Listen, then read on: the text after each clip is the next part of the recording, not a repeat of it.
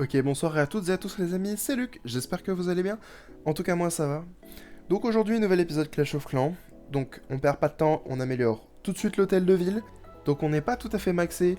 Cependant, l'avantage de passer l'hôtel de ville tout de suite, c'est que ça va nous permettre de débloquer de nouvelles choses, notamment de débloquer l'accès à tous les événements, parce que actuellement en tant qu'HDV7, on n'a pas accès au Summer Jam. Donc le Summer Jam en gros, c'est un événement proposé par Supercell qui permet de réduire de 25% le temps et le coût de plusieurs types d'améliorations. Donc là actuellement on est sur les réductions élixir noir, donc on a 25% de réduction de temps et de coût d'élixir noir, de tout ce qui utilise de l'élixir noir, pardon, mais on a également eu la même chose avec l'or et l'élixir un petit peu plus tôt dans le mois. Voilà, donc rapide explication. Donc maintenant je vais faire quelque chose que j'avais prévu de garder pour plus tard, donc c'est tout ce qui va être entraînement mais également un petit peu les missions solo. Donc la raison pour laquelle j'aurais préféré les garder plus tard, c'est des ressources qui sont vraiment très faciles. C'est-à-dire que là par exemple, comme on peut le voir, c'est 125 000 d'or et d'élixir, et ainsi de suite et ainsi de suite. Donc plus on va monter d'hôtel de ville, et puis plus on va avoir des ressources gratuitement. Donc pourquoi je voulais les garder plus tard, c'est parce que, voilà, ce sont des ressources qui sont faciles. Et donc si par exemple je suis sur une fin d'amélioration d'hôtel de ville, mais qu'il me manque tant d'or, donc allez on va dire à tout casser 200 000 d'or, et que je n'ai pas envie d'attaquer parce que j'ai un bouclier de 13 heures, eh bien justement c'est le moment de faire ce genre de niveau qui rapporte des ressources. Donc là la raison pour laquelle du coup j'ai décidé de les faire, c'est pour deux raisons. La première c'est parce que quelqu'un dans les commentaires m'a proposé de les faire, et puis, ça va nous permettre de faciliter l'amélioration future de tout ce qui va être rempart ou bien bâtiment pour l'hôtel de ville niveau 8. Alors bien que je voulais les garder pour plus tard, malgré tout ça va être très pratique, notamment pour rajouter tous les nouveaux bâtiments de l'HDV 8. Donc là, je dirais de mémoire qu'il va falloir qu'on rajoute tout ce qui va être mortier et ainsi de suite. Bon voilà, hein, je sais pas trop.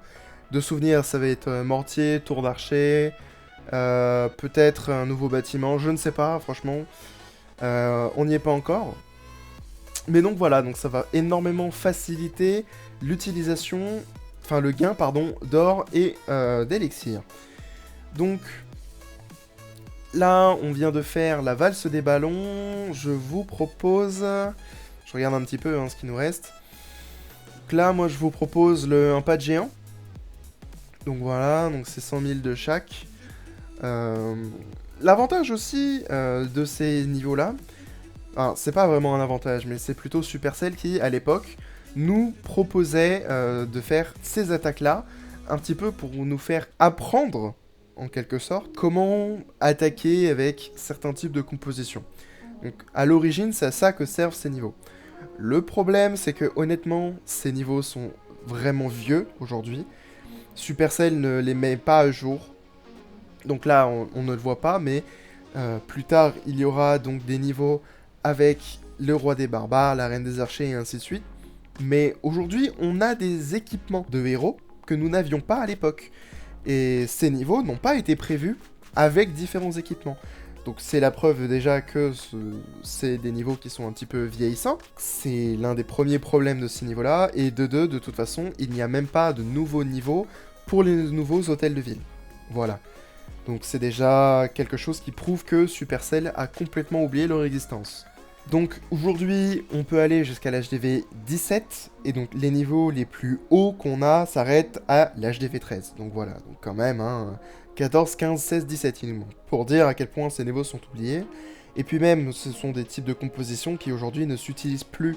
Donc là, comme ça, j'ai pas d'exemple pour les niveaux supérieurs, mais il y a beaucoup de niveaux qui, oui, aujourd'hui, on ne peut plus les utiliser parce que ils sont juste datés, ils ne nous expliquent pas réellement comment attaquer. Enfin, si, justement, ça nous explique comment attaquer, mais c'est le type d'attaque qui, aujourd'hui, ne sont pas forcément les plus efficaces.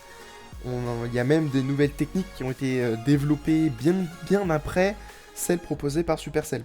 Mais comme par exemple, cette attaque. C'est une attaque qui, aujourd'hui, ne peut pas être envisagée. Donc voilà, donc malgré tout, dans tout ça, on vient quand même de le finir. Donc on va continuer sur le bouclier humain.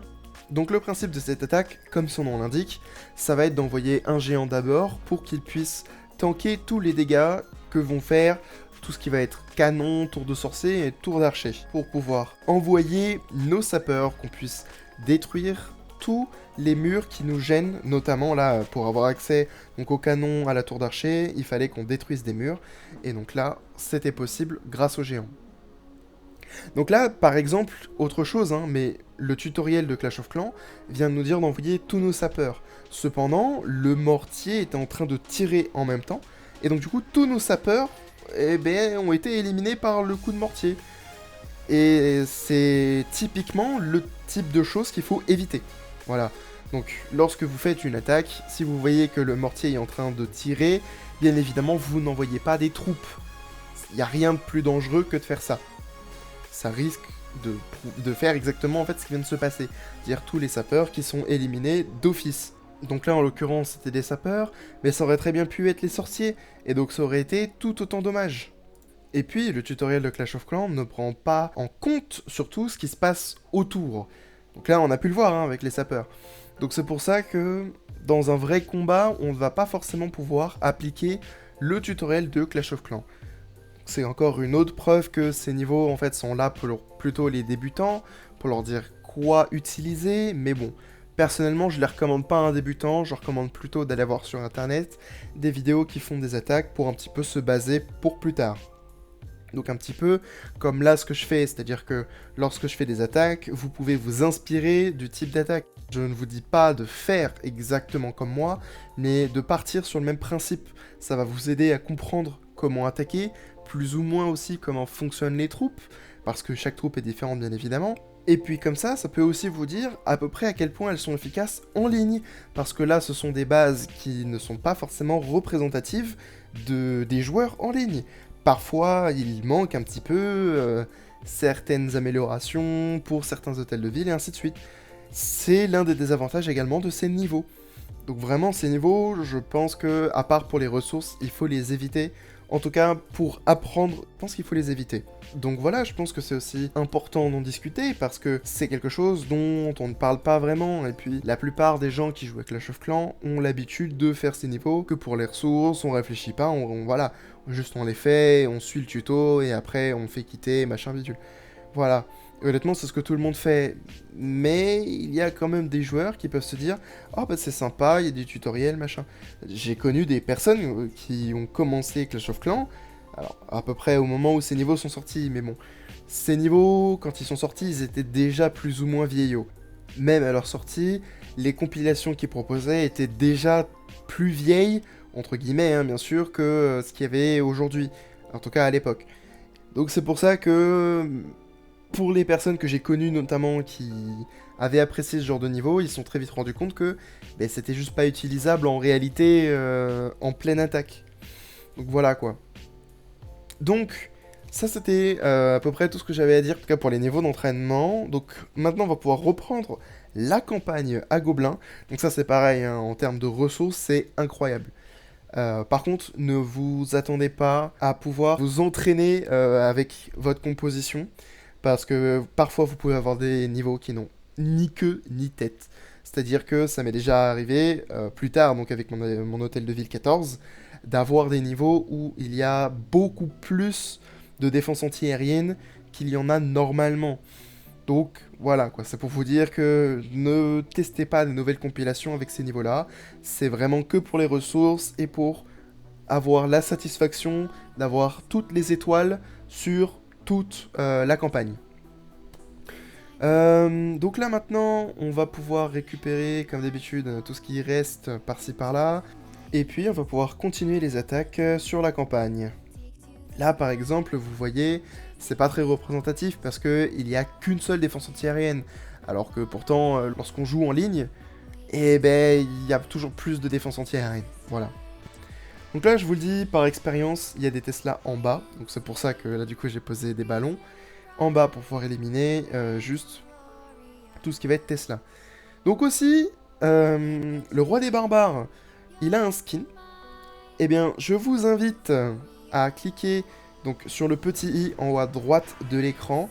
Ça va vous mener à un short. C'est sur ce short-là, en tout cas, qu'on va pouvoir voir l'obtention de ce skin.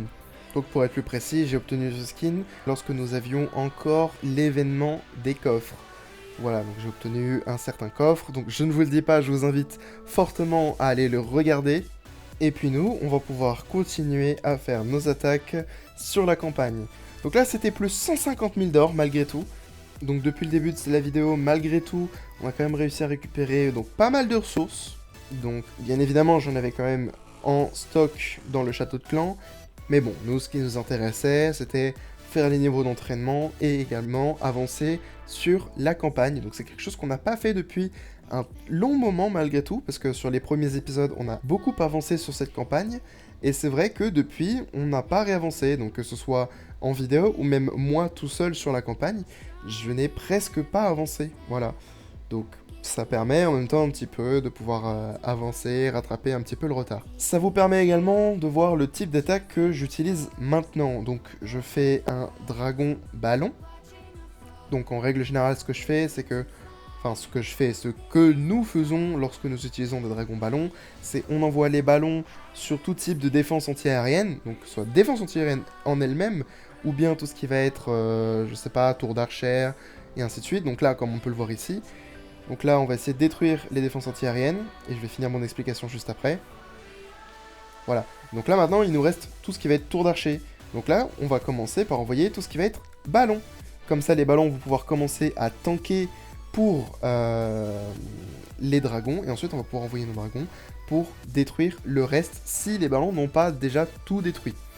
Donc voilà, en fait c'est un petit peu comme ce qu'on a vu tout à l'heure avec les géants, sauf qu'au lieu d'être des géants qui prennent les dégâts principaux, ça va être nos ballons.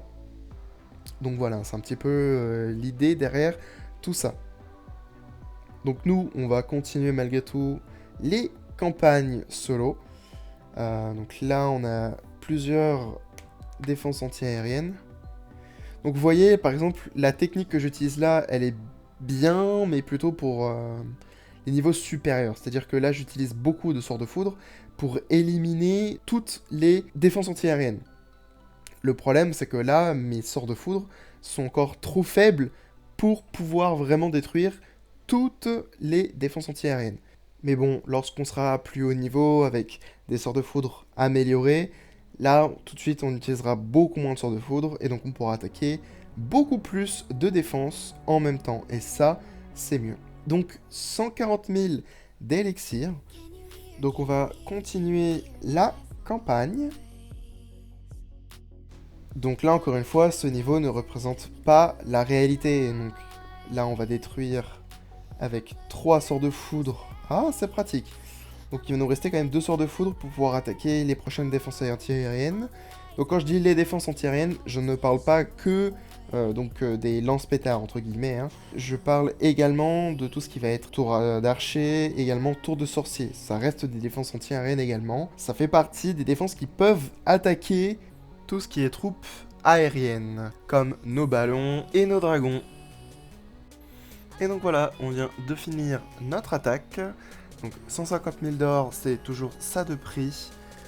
Et puis là, hein, on change pas une équipe qui gagne, on continue la campagne. Donc celle-ci est quand même un petit peu plus casse-pied dans le sens où il y a beaucoup plus de défense anti-aérienne. Donc comme je vous l'ai dit tout à l'heure, hein, je prends tout ce qui va être tour d'archer et sorcier également. Donc ça va malgré tout, il ne va nous rester qu'une tour de sorcier et une tour d'archer. Donc rien que nos ballons ne puissent pas détruire. Et puis on va pouvoir envoyer le roi des barbares. Hein. Bon, là honnêtement il sert pas à grand chose. Puisque on a nos dragons et nos ballons qui font le travail. Et donc voilà, une nouvelle attaque de réussie pour 110 000 de chaque ressource. C'est moins que ce qu'on a eu plus tôt, j'aurais tendance à dire, on a déjà eu des 150 000 quand même. Et donc là, on va faire une dernière attaque, hein, ça me paraît pas trop mal. Donc il nous recommande d'être hôtel de ville 9. Je suis presque sûr qu'on peut faire 100. Donc là, notamment, ce que je viens de faire, c'est que j'ai préféré envoyer mes dragons directement sur la défense anti-aérienne. Vu qu'il n'y en avait qu'une, je voyais pas l'intérêt de lancer les sorts. En fait, je viens de me rappeler aussi d'une chose, c'est qu'aujourd'hui, ça ne coûte plus rien, en fait, de former des troupes, contrairement à avant. Donc du coup, j'ai tendance à vouloir continuer à garder mes sorts. Et bien voilà, donc je pense qu'on va pouvoir s'arrêter là pour aujourd'hui. Et bien les amis, si la vidéo vous a plu, n'hésitez pas à laisser un like et à vous abonner, ça aide grandement la chaîne et vous pouvez toujours vous désabonner plus tard si vous changez d'avis. Donc sur ce, c'était Luc, à la prochaine.